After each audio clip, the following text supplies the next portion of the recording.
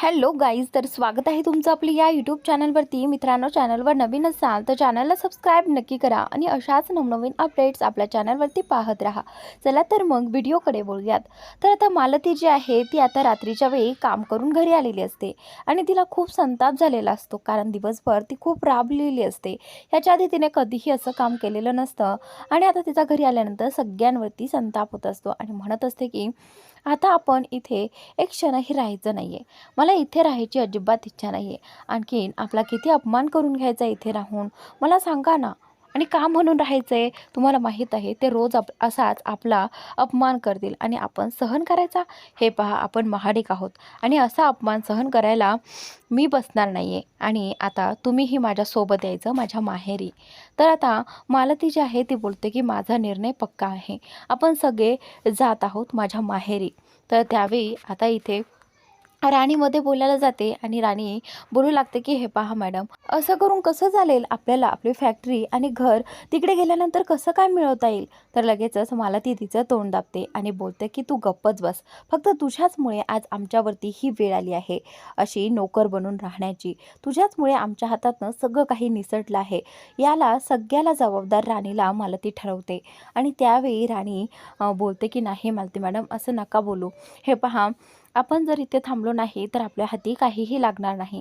तर आता आबा जे आहे ते मालतीला म्हणत असतात की मालती, तुम्ही हे जे काही वागताय ना ते बंद करा. आणि इंद्रा देखील तेच सांगतोय की हे बघा, या सगळ्यामध्ये राणीची काहीच चूक नाही आहे. आणि राणी जे काही बोलते की इथे राहून आपल्याला काही करता येईल तर ते योग्यच आहे. आपण जर तिकडे गेलो तर आपल्याला काहीच हाती लागणार नाही. तू माझं ऐक आई, तू प्लीज असं करू नकोस, आपल्याला इथे राहायलाच हवं. तर आता मालती बोलते की नाही इंद्रा, आता माझा निर्णय शेवटचा, आपण सगळे इथून जात आहोत. असं म्हणत मालती कपाटाकडे गेली आणि स्वतःची बॅग घेऊ लागली, बॅग भरू लागली. तर त्यावेळी इंद्रा मध्ये बोलू लागतो आणि मालती बोलते की हे बघ, मी जो काही निर्णय घेतला आहे तो शेवटचा आहे. मला कुणाचंही काहीही स्पष्टीकरण ऐकून घ्यायचं नाही. तर राणी जी आहे ती मालती पुढे येते आणि बोलते की मॅडम, एकदा विचार करा, आपण जर तिकडे गेलो तर आपल्या हाती काही लागणार नाही, प्लीज जाऊ नका. तर त्यावेळी आबा जे आहे ते पुढे येतात आणि बोलतात की हे बघ मालती, तुला जसं वाटतंय ना की तसं काही नाही आहे. राणीला काय मिळणार आहे हे सगळं करून? तू तिच्याकडे एकदा तिचं बोलणं ऐकून तरी घे. ती हे सगळं कशासाठी करते ते एकदा समजून घे.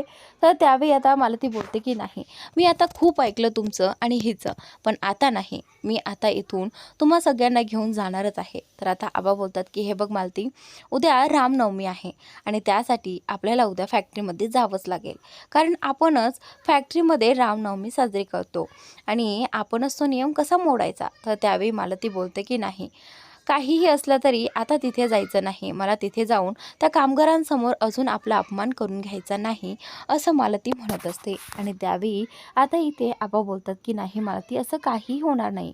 आणि झाला तर झाला अपमान, त्यात एवढं काय? आणि त्यांनी केलेला अपमान आपण एवढा काय म्हणून मनाला लावून घ्यायचा आहे? ते कोण आहेत? तर त्यावेळी आता इथे मालती बोलते की हे पहा, तुम्ही माझं ऐका, मी इथे अजिबात राहणार नाही. तर त्यावेळी आबा बोलतात की हे पहा मालती, असं तुम्ही नाही करू शकत, कारण आपण रामनवमी साजरी करायची तिथे आपण सुरुवात केली आहे. तर मालती बोलते की नाही, आणि आता शेवटही आपणच करायचा, तिथे न जाता. तर आता मालतीचं ठरलेलं आहे. पण आबा जे आहे ते मालतीला म्हणतात की मालती, तुम्ही असं नाही करू शकत, तुम्ही माझं एकदा ऐका. तर त्यावेळी मालती बोलते की ठीक आहे, मी तुमचं ऐकते, पण माझी एक अट आहे. तर त्यावेळी आबा बोलतात की काय काय करायचे मालकी अजून? तर त्यावेळी मालती सांगते की उद्या रामनवमी साजरी झाल्यानंतर आपण थेट माझ्या माहेरी जाणार आहोत. फक्त उद्याच्या दिवस आपण तिथे असणार आहोत, मला तुम्ही प्रॉमिस करा. तर त्यावेळी आता इथे आबा बोलतात की ठीक आहे, तुम्ही म्हणाल तसं मी करेल, त्यामुळे उद्याच्या दिवस तरी तुम्ही फॅक्टरीमध्ये या. तर आता त्यावेळी ठरतं, उद्या सगळेजण फॅक्टरीमध्ये जाणार आहेत. तर त्यानंतर आता त्यांचं बोलणं झाल्यानंतर राणी जी आहे ती बाहेर येते आणि ती चक्रा मारत असते. तिच्या डोक्यात तेच विचार चालू असतात की उद्या काय करायचं आणि काय नाही ते.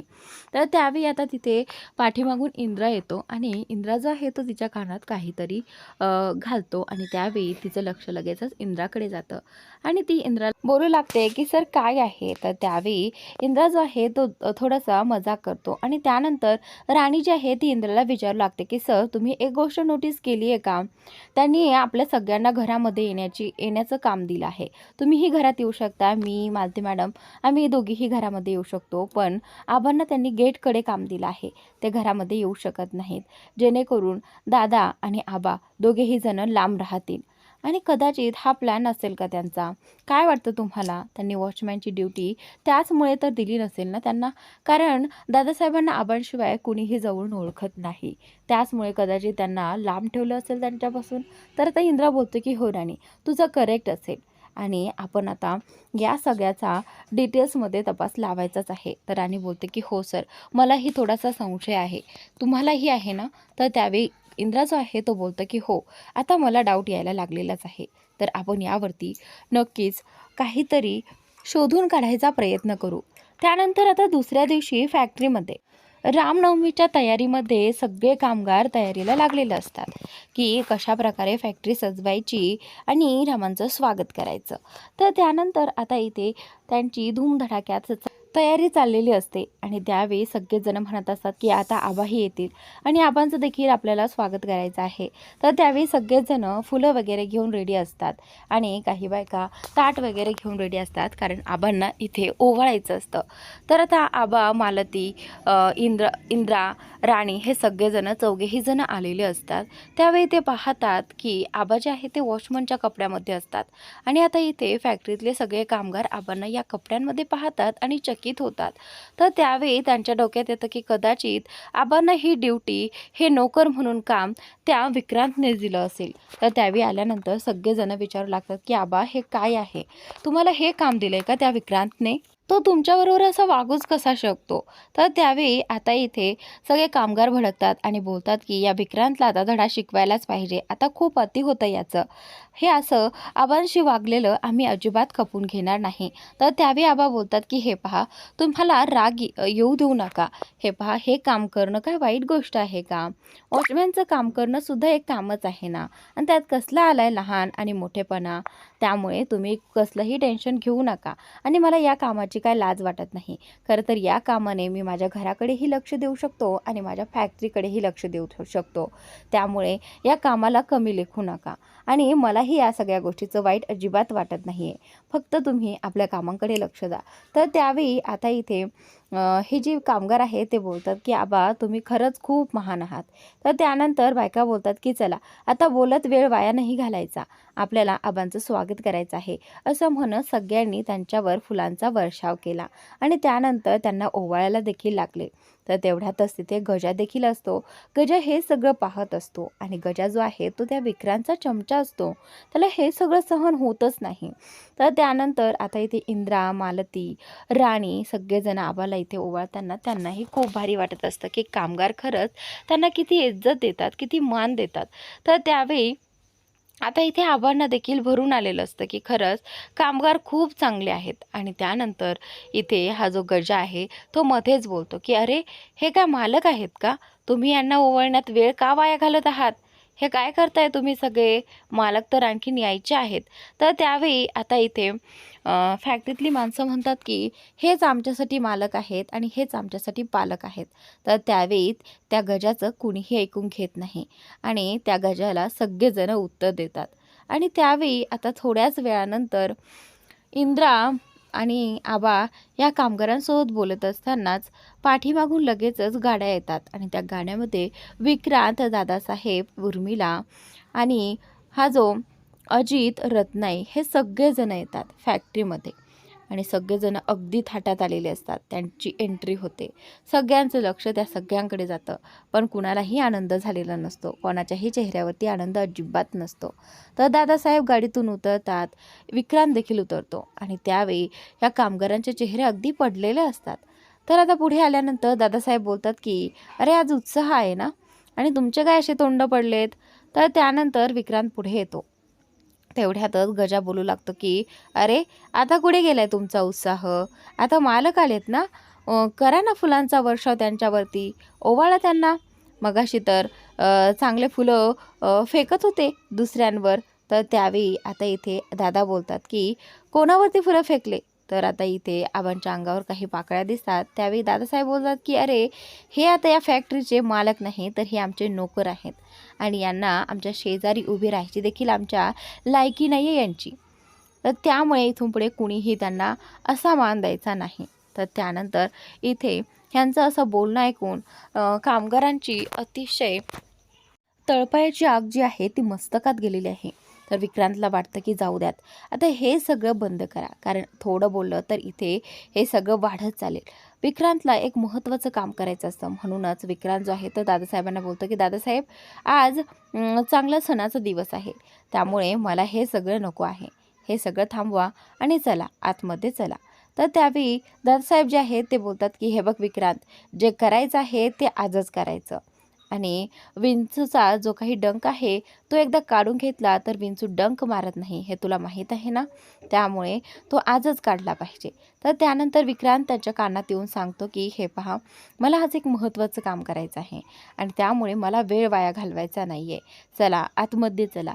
असं म्हणत आता विक्रांतने दादासाहेबांच्या कानात सांगितलेलं आहे आणि राणी ते लक्ष देऊन ऐकत आहे, पण तो जरा हळूच बोलत असतो, त्यामुळे राणीला ऐकायला येत नाही. तर आता विक्रांत बोलतो की हे पहा, आता सगळ्यांनी कामाला लागायचं, मला वेळ वाया घालवलेली अजिबात आवडत नाही. विक्रांत मालतीला सांगतो की हे सगळा जो काही पालापाचोळा आहे ना तो झाडू मारायचा आणि त्यानंतर इथे राणीला सांगतो की जा तू सगळ्यांच्या चहा पाण्याचं बघ आणि त्यानंतर आबांना सांगतो की आबा तुम्ही तिकडे गेटकडे. तर त्यावेळी आता इथे इंद्राकडे बोट देऊन इंद्राला बोलतो की तू या कामगारांसोबत काम करायचं आणि चला लागा कामाला. आता इथं काय मुहूर्त पाहत बसलेत का, चला निघा. असं म्हणत विक्रांतने सगळ्यांना कामाला लावलेलं आहे. तर त्यानंतर आता सगळे ज्याच्या त्याच्या कामाकडे निघालेले असतात आणि हे सगळेजण बाकीचे फॅक्टरीमध्ये चाललेले असतात. तर त्यानंतर आता इकडे हे जे कामगार आहे ते इंद्राकडे पाहून म्हणत असतात की सर, आता ना ह्या विक्रांतचं खूप अति होतंय, आता ना आंदोलनच करतो आम्ही, तेव्हाच आमच्या आबांना त्यांचा मान त्यांची फॅक्टरी मिळेल. तर आता सगळेजण बोलतात की हो हो चला आपण आंदोलनाला बसूयात. तर त्यावेळी इंद्रा जो आहे तो सगळ्यांना बोलतो की थांबा, असं काहीही करू नका, थोडा पेशन्स ठेवा, सगळं काही ठीक होईल. तर त्यावेळी आता इंद्रजीत सरांचं सगळं काही बोलणं जे आहे ते कामगार ऐकतात आणि सगळेजण कामासाठी तयार होतात आणि कामाला लागतात. तर आता विक्रांत जो आहे तो त्याच्या ऑफिसमध्ये आलेला असतो आणि त्याच्या चेअरवरती बसलेला आहे.